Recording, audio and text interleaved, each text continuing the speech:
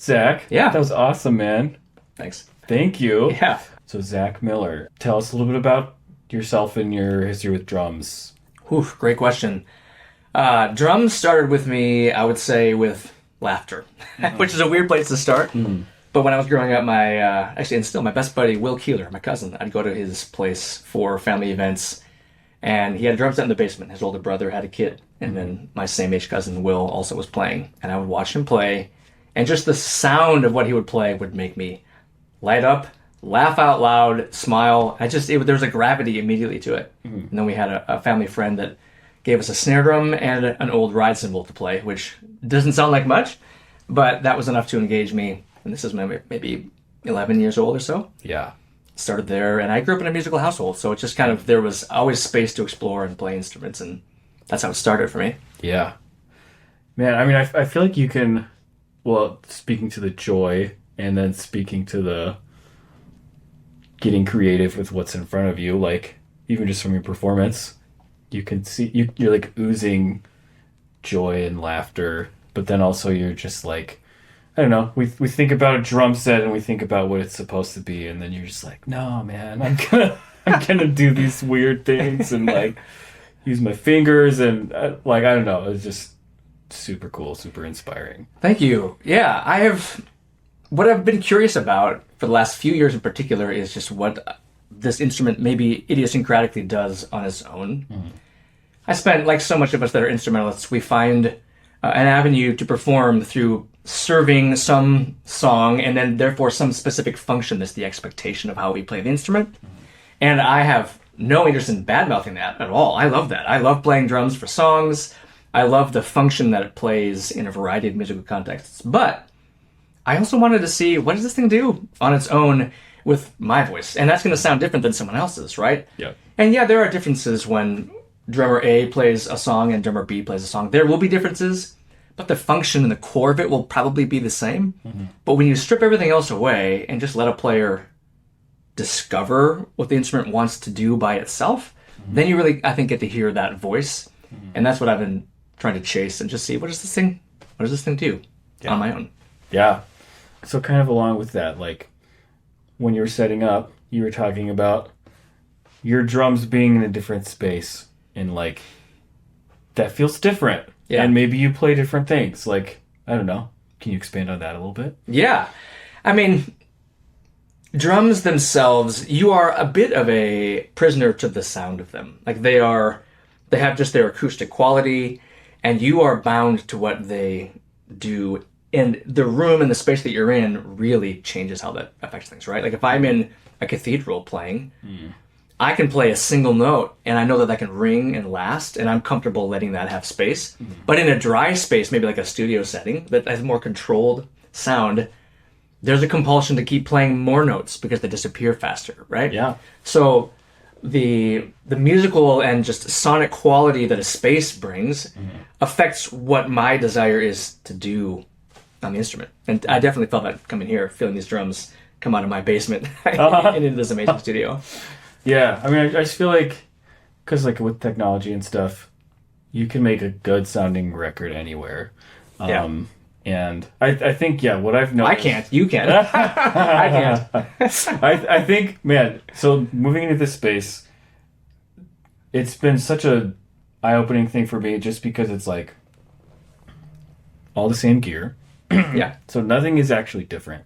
But being here compared to being at my home studio, like, you know, like you think about going to the studio and you feel like just the air feels like it's like there's like a little bit of magic dust in it or something. And I don't know, and like I still get that every day coming here. That's amazing. This is not me plugging the studio. This is just and you will too. Yeah. No, but like yeah, just like I don't know.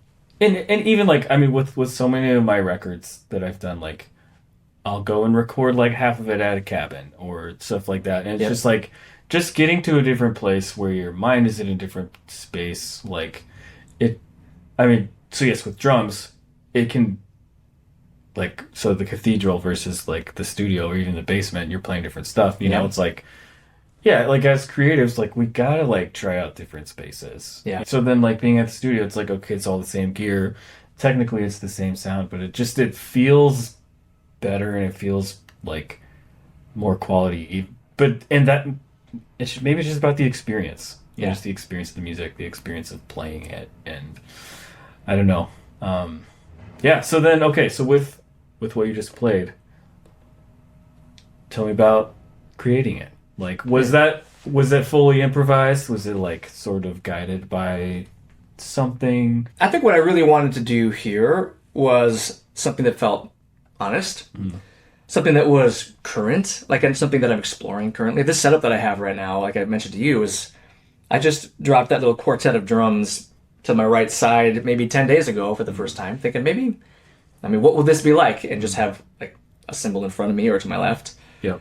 And yeah, so I wanted to have something that felt genuine to where I'm at currently. And I wanted to combine some combination of improvisation, the connective glue that like pulls thoughts together, but then also be able to land on some things that are things innate to my interests rhythmically, like layers of rhythms and maybe some polymetric stuff. That's the nerdy things that, Yeah. I love. Yeah. And so there are pieces that I landed on where I landed on maybe a thing and I thought, oh, this moment that I improvised my way to can morph into this thing that I have explored. And then how do I find my way out of that? So it's a combination of kind of improvised flowing discovery. The Crotalias have been something for the last 6 months that I've loved the sound of. Yeah. I love the sustain of them. I think they match the cymbals really well. And so the short, dry attack of like a bongo relative to a Crotalia, like that contrast is an incredible contrast to me. Yeah. And so I like messing with those sounds, the dry and super wet sounds, and like how to extinguish the sound and use it. Yeah. That's just very. The whole thing was just very captivating, and like, yeah, it's hard to film when I just want to watch. So, I can imagine. Yeah, right. But yeah, The camera's just pointing at your feet. I know. You're just The staring at the camera. drums. Oh crap! I forgot to record it. Yeah. Oh my gosh. Okay. So then. Okay. Long time session drummer, long time person playing in other people's bands. Like, we usually think of drums as like backline. Yep. What's it like to come to the front line? That is the question of the day for me, actually. I'm trying to cope with that reality that I'm trying to craft into my professional life. Yeah. It's difficult. And it's scary. There are days that I feel a ton of confidence in my voice and what I'm doing and my control over it. But I have all of these hurdles of questions of my viability as a performer, what the drums do on their own and what I can make them do. Yeah. And who doesn't suffer from comparison syndrome? Right. Where you're just always hearing your hero and then hearing the way that you don't sound like them, right? Yep. And like we talked about earlier, Yep. like it takes a long time for us to embrace something that we have done as good. But our judgment of what we play is so immediate and I would say crippling. Yeah. So I'm on a journey to try and like undo those shackles creatively and be able to just be in the moment and not judge so harshly or quickly. Yep. That's really that's the journey that I'm on as a solo performer and clinician, that I'm trying to build that branch of what I do. I do love to present these ideas and concepts that I have in a teaching context in groups. Yeah. But yeah, it's pretty new to me, but I'm hoping to keep moving forward. I think that facing the fear is not only necessary for the growth of my musicality, but also for my growth as a person. Yeah. And I think facing that, even saying those things out loud in front of my kids, they know that I'm scared to do some of these things, and I still go do them. I think that they can hear that and they can see that. Yeah. And it will encourage them to live that way too. Yeah. Dude. Yeah, that's very wonderful.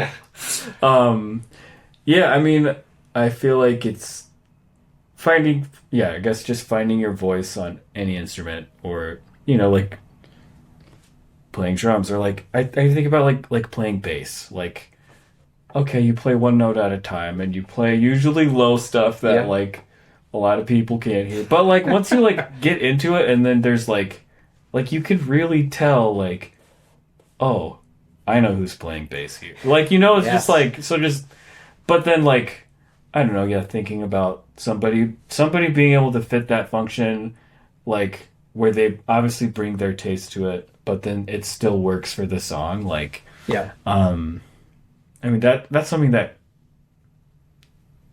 like, I mean, as like a producer and a mixer, like, it's always a tension of like, okay, how heavy-handed do I be here? Yes. And I feel like definitely in my earlier days of producing, I was just like either way too far into like, oh, I only make my sounds, or like way too Right. hesitant and like, okay, I have to know every genre. I have to know how to like make it sound like this person or this. And I feel like the more seasoned that I'm becoming, the more I'm just like, I don't know, just growing into like I'm not right for every scenario. Right. That's And great. like Yeah. um and yeah, if somebody wants to like I mean, good producers are a dime a dozen. Good drummers are a dime. I mean, but like There are many people that can do yeah, things really well. but if it's like, man, just being able to like we all just carry this like I hate to use the word brand because it's the dumbest business word ever. But like Yeah. there is just like some aura or like some mystique sort of thing that we all carry It's that like like just a fingerprint, a thumbprint. yep. Yeah. And it's like, okay, yes, becoming more like confident in that and like more developed. And like that takes time. Like Yeah. I'm still very much developing my thumbprint. How do you know when you land in a project that feels like it was made for you to be a part of? Like where you feel like, yeah, this is I intersect this in the right way because you know you suggest that maybe there are some that you don't feel that way, but there must be some that you do. And what makes you feel like what makes you be able to identify that creative space as I belong here. Like there's something collaboratively that I can bring. I mean, I feel like everything that I touch turns a little bit left of center no matter what. Like which but it's cool because like a bunch of different genres can go that way and it still be like true to themselves. Yeah. But yeah, I think just generally like I mean yeah, I've worked on all kinds of music, but there are some projects that I'm just like I'm thinking about when I'm not here. Yeah. And I'm like, oh man, yeah, what if we did this? Because I mean like I've had my own records that I've made and that's always been my baby and I've always like thought about them that way. But yeah, like with a number of artist projects, like I'll just be like out for a walk and then I'll be like, oh wait, what if we did this? And like and like yeah, It's like living in you. yeah, and like the artist like you gotta build the trust. Yeah. And like, you know, and some I don't know. Some artists are like, yeah, cool. Take my song and make it how you make it like your like obviously it's still collaborative and together, but just like take it in the weird direction that you want to go and like, you know, a lot of and I mean I've seen that with collaboration in the past on my own stuff. It's just like I mean, yeah, our friend Patrick, like he mixed my second record and I was just like, hey, do whatever you want. I almost don't even need to hear the mix. Like you can almost just That's like amazing. That's you could really great. almost just need to set it. You just set it straight to mastering, and then I'll listen to it after. But it's just like, yes, I wanted him to mix it to sound good, but I mostly wanted him to mix it because it's just like he's gonna probably do some crazy stuff on it, and that's fine with me. Yes. You know, and you just like across the board, like I feel like the more that we can just find collaborators that we trust and just give them the keys to the car. Just be like, please. Yeah. You know? Trust their thumbprint, right? Yeah. It's interesting. I'm curious about, and even I'm discovering this in my own self, and maybe you are too, but like just taking, stepping back and just measuring up my life experience and my musical creative experience and thinking of how things that have become central to my like brand. Like we don't like that word, but let's just use it because that's what we have going right now. Yeah. They started as feeling maybe like intentional eccentricities, but eventually somehow that evolves into some sort of personal vulnerability and honesty. And that progression from trying something on to discovering that you connect to it and then like really making it your own and making it an honest expression of yourself instead of some eccentricity that you're trying to dress something up in is a fascinating creative and artistic process. And I even look at the album covers on your wall and like I know what these albums sound like, and I've watched that progression for you, and it's just amazing to see what that's turned into. And I feel like a lot of it is like, I mean, trying something, making mistakes. Maybe this mistake is cool and it unlocks a portal to a new thing. Yeah. Or maybe you just literally take maybe you just set bongos up and that takes you to a new world. Like, I think about even so, like, these synths, like, you know, like, just how those, I was just like, I'm going to buy this. Yeah.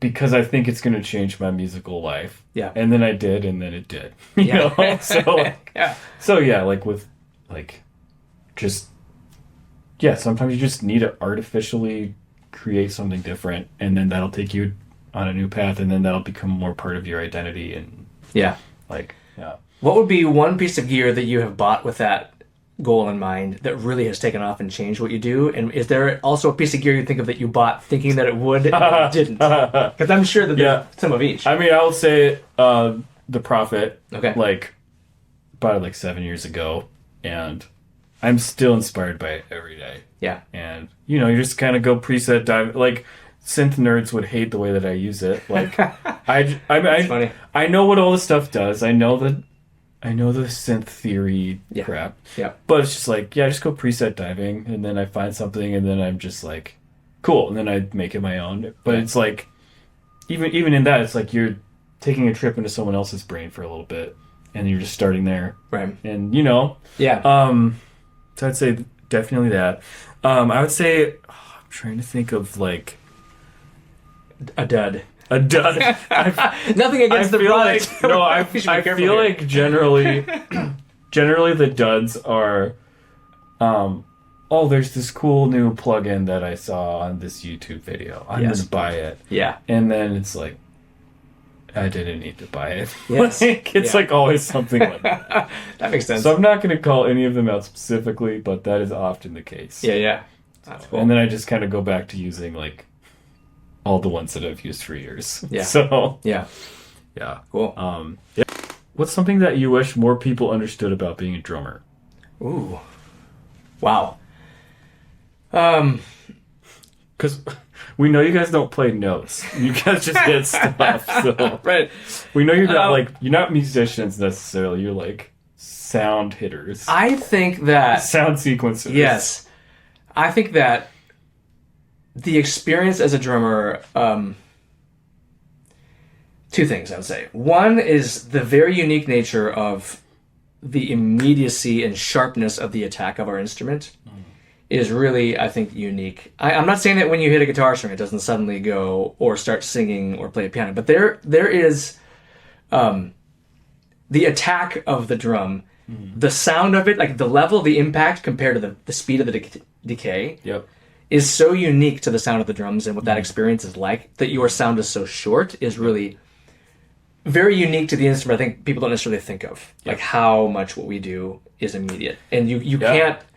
There's a limit to the expression that you can give to one note, and it's part of what compels us as drummers to play a lot of notes because we feel like we need to because the instrument sound has disappeared.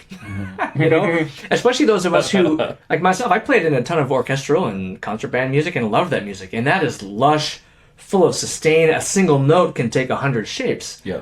And there's a drummer to hit a snare and go bat, it's gone. Like you're like, no, I want something more. So then we want to play another note, right? It seems to ask for it. Yeah. That unique nature to our instrument, I think, is something that I'm just curious if other people are aware of that experience musically. Yeah. And I mean, I would imagine with so many other instruments, you can kind of sneak in. Yes. But with I mean, even just the nature of the transient itself, it's like, boom. Yes, here it is. I mean, maybe with some cymbal swell stuff, but like, yeah, generally it's like, I have to be intentional. Yeah. Yeah. And then I would say the other thing would be just how much we are captives to the space that we're in. Yeah. And that it really changes our ability or inability to take a song where it seems to want to go. Mm-hmm. That there's a limit to how our instrument translates sonically just in a raw space. Yep. So there are places that we can't take it, even though the song seems to ask it. Yeah. But it would be irresponsible in the room you are to do that. Yeah. And it always feels like we're kind of letting the music down, but we are kind of captive to the space we're in. Yeah. And so the experience of having to apologize for your instrument is something that it's a challenging thing for me as a drummer, I feel like. Yeah. Feeling like my sound is going to be offensive to this room or to this space because it is like what it gives you right here in front of me is what goes out, you know? Yeah. That's the other part of being a drummer that I think is maybe not understood or empathized with. Not that we need like pity, but that's a unique experience that drummers I think maybe have. Yeah. That, you know, I know that a guitar player might want to hear their amp loud, but if it's turned down, at least they still get to give the physical output. Yep. They can still hit that thing however hard they want to, or the piano, or the singer can still sing. Right.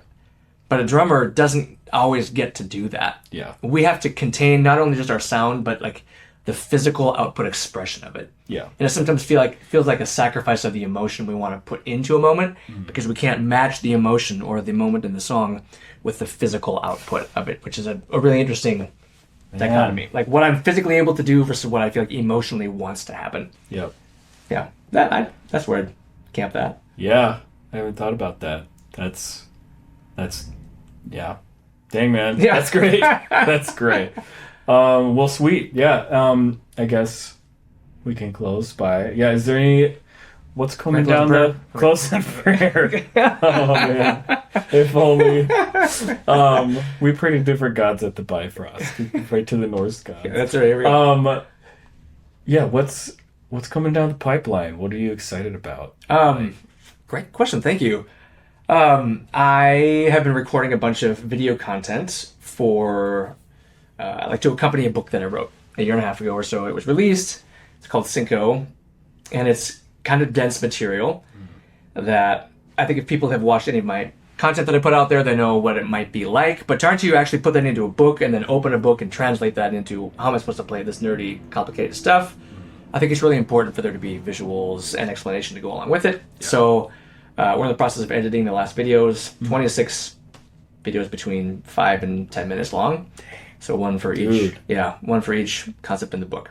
So that's getting that done is exciting, and then releasing, starting like a biannual Cinco course. Yeah. Based on that material.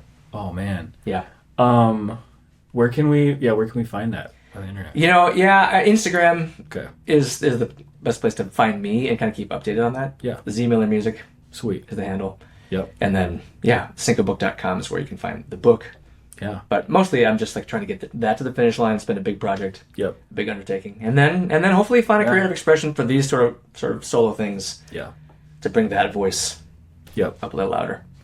Do you have any sort of release date on any of the Cinco stuff? No, not specifically, but my hope is to, in the fall, offer the course for the first time. Cool. So awesome. I got a couple months, 2.5 months maybe, and then I want to be there at the finish line. Sweet. And which then is another starting line. Yep. Inevitably. Yeah. So. That's cool. Yeah. Sweet. All right. Dude, Zach. Yeah. Great, man. Yeah. Great stuff. Thank you. Yep. Super excited. And best of luck with everything. Thank you. This new space is awesome. Thank you for letting me be a part here with you. For sure. Yeah. Cool. Thanks, man. Yeah, man. All right. You did it.